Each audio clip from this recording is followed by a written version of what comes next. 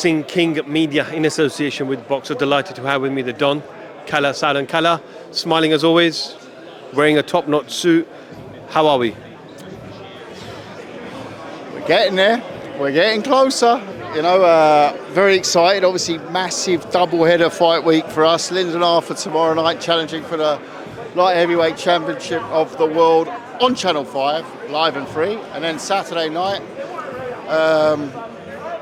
you know, it's, I was going to say EUBANK Smith, but we'll give it that. Smith EUBANK Part 2, live on Sky Sports Box Office. So yeah, it's been a long week. Not quite there yet, but very excited. Obviously tomorrow night Bolton, and Saturday night packed Manchester Arena, staying up there. It's that sort of British blockbuster. I love them. You know, we all love them. We see the numbers they do, so we all love them. But we haven't had many, have we, this year? You know, you're used to getting 3-4 a year. We've been spoilt, and so this is the fight of the year in the UK. That's as simple as that. So I'm super excited. Super excited. I hope I leave Manchester, and I know I'm going to leave Manchester with a world title belt with Lyndon and a victorious EUBANK Junior on Sunday morning, and the fry-up will taste fantastic. We've got limited time, so I'm going to jump straight into it. Up there's a bit of back and forth about, was this the fight that you was planning to make for Chris EUBANK Jr. next? It's phenomenal, isn't it? Eddie Hearn has clearly said that, you know, we're talking to Kalle, we're talking to Kalle's team. We talk every day. We've got fighters together. We talk about all sorts of course we talk. Specific reference to Conor Benn. Yeah. You think I haven't mentioned the word Conor Benn with Eddie? Of course I have. But have we been in a negotiation? Absolutely not. What are we going to negotiate? You know, do we talk? Yes, we talk. We talk on a daily basis, either with Frank, with Eddie, you know, whoever it is. Still sometimes Barry, not that often anymore. But you know, our families have worked together for 30 years, going back to our dads. So, yeah, of course we talk, but have we negotiated? Absolutely not. We speak every day, but also, like, you know, to negotiate, you need to hold a venue. You need to start putting money down on an event. You think I'm going to put money down on an event against a boxer who hasn't got a license yet? No. Is it a fight that will happen? Pretty sure it will. Yeah.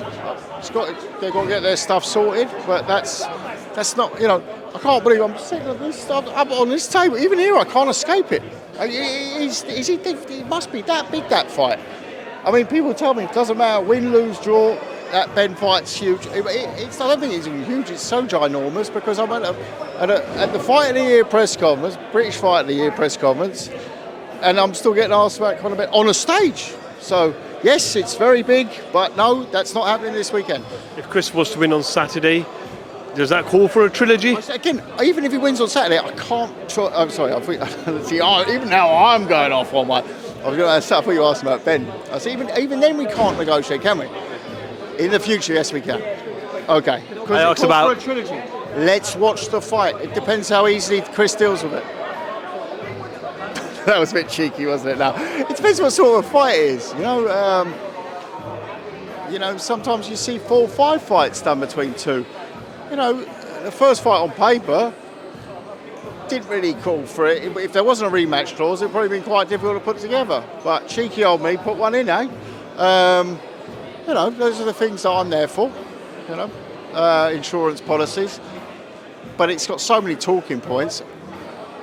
Again, Fight of the Year, British Fight of the Year, down to a rematch clause. You know. Kalle, we do wish you all the best on. My moment there, please. We do wish you all the best on Saturday. Just going to get a couple of your opinions on a couple of other subjects. Daniel Dubois, Usyk, was it low? I didn't see where the trunks were at the time, you know. Ref's giving it, I'm going with that. You know, but you can make an argument that it was a low punch. You can make an argument that it wasn't. You know, I'm going to sit on the fence with it because it's not my business. But yeah, when I watched it at the time, I did think when you watch it, because it comes from below, my immediate reaction was it's low. But then you look at it back, and then there's different angles where it looks low and where it doesn't look low. You know, in the history, and not boxing history, I'm talking history, everyone knows that photographs have been used in propaganda from two sides. That's what's going on at the moment. You know, it's a little form of things that have happened in general history. That, you know, the Warren side are using those pictures, the Usyk side are using those pictures. But at the end of the day, the ref makes that call. Will there be a rematch ordered in the future? No, I can't imagine it. I'd be very surprised if there was, because then you'd be opening a can of worms. I think you get every promoter every time there was a body shot. So, oh, actually, you know, no, not going to happen. I'm sure they'll give him a great ranking, and he deserves it. By the way, he deserves it on the merit of his performance. You know, so he's 25 years old. You know. Don't forget, 2 years ago, everyone was writing him off at the age of 23 after his choice loss. You know, so he's had a hell of a result either way. Yeah. Kalle, there's been a lot of talk over the last couple of weeks about. It'll be a very interesting discussion if Frank is successful in that, and then you know, he's got to do the IBF anyways next. Then it would be the WBA theoretically. Imagine he blocks himself with the Usyk Fury fight, or could be Ergovic Fury fight, the unification. Imagine he blocks himself and has to explain to Tyson, no, I was lobbying for Daniel Dubois. That's going to be an interesting conversation for him to have. Last couple of weeks, a number of fighters have had adverse findings in their samples. Chris Eubank Jr. posted a picture today on Twitter of him being tested. So there is testing for this fight. Of course there is. There's testing. They're both British board, so they're both UK tested. Absolutely, yeah. He did. VADA. He had a test this morning. No, VADA's it's an extra layer you can take for international fights or for domestic fights if you want. But you saw now it all comes back to UCAD anyway. So it's sort of a question of, either you respect UCAD or you don't. And if you're a British licensed fighter, you're UCAD. So that's what it is, yeah. And but I think neither of them have ever had a negative, had a positive test. And Chris is very proud of that fact. Which at the moment, by the way, it's alarming, isn't it? All these positives, I don't know. There's always part of me that wants to believe. I know the fighters, I'm like, no, mate, not you as well. Please, God, no. And it does get you. Especially like Helenius, for example. I looked after him for the first 6-7 years of his career. Took him to European champion. Had some great nights in Helsinki with him.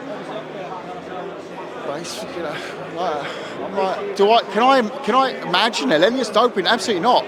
But that was 10 years ago now since I worked with him. I don't know.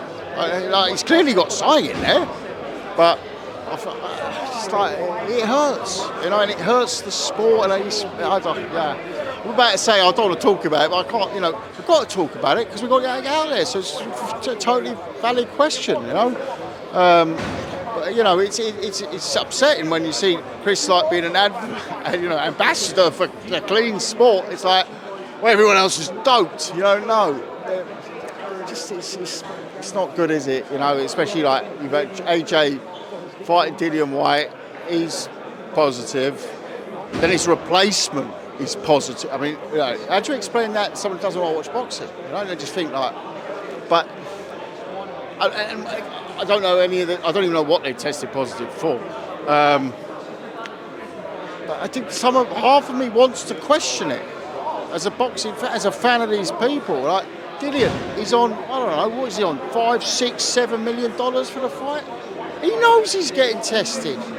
He knows it. He's had some issues in the past. So is he that stupid that he's tested, but he's doping? I can't believe it, because Dillian's a smart guy. He's got smart people around him. So is there something that, that he's been contaminated with, and then people say, oh, well, that old chest up.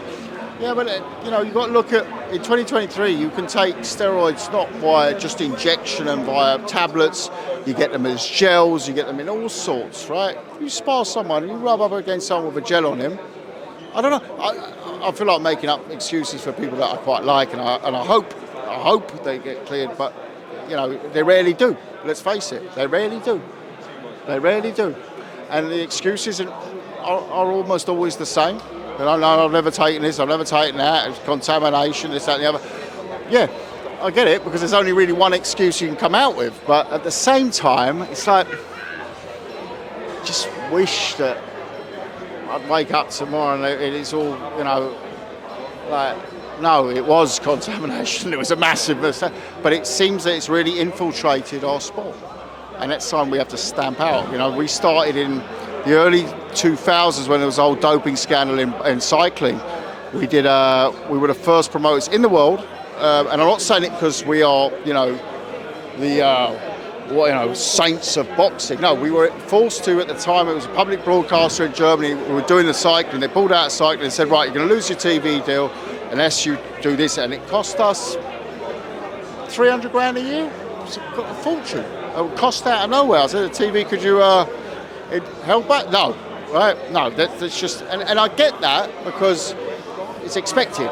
But we're not a government-funded sport, but there is something that we as promoters have to do about it. You know, you can't expect a young kid to start funding his doping program when he's starting his career. He's already paying for, like, trying to get the best trainer, the best supplements, legal supplements, the best nutrition in him, you know, quitting his day job, that he doesn't have to work 2 jobs and box. So, like, you're going to ask them now, pay for that as well? No, it don't work like that in boxing. We're a sport that, I'm not going to say poor sport. I can just imagine the comments if I say that. But we're a sport that is at that end. Is unfortunately there's not much money in it. Yeah, so you know we've got to step up as promoters, and I don't know. I mean, unfortunately, people think, oh well, why don't you lot get together? There is no forum. You know, there's no promoter forum. We meet once a year, and you know it's all the, I don't know, 6, 7 big families running boxing, and we're all going to sit down and, you know, we'll work this out. That's not the way boxing works, my friends. No.